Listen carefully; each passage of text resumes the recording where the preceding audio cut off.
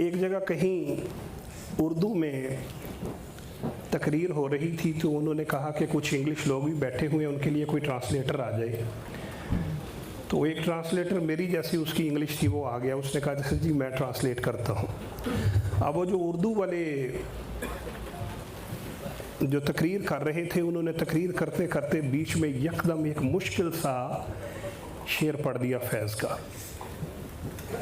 वो तकरीर कर रहे थे, यकदम उन्होंने कहा कि न गवाओ नाव के नीम कश दिले रेज़ा रेज़ा गंवा दिया, जो बचे है संग समेट लो तने दाग दाग लुटा दिया, करो कज जबी पे सरे कफन मेरे कातिलों को गुमा न हो कि गरूर इश्क का बांकपन पस मर्ग हमने भुला दिया।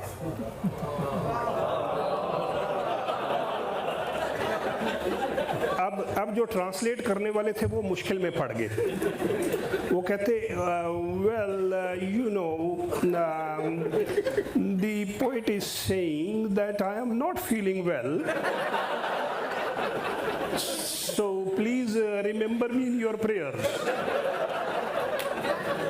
So inshallah we will have a good translator like that person today. You will enjoy that.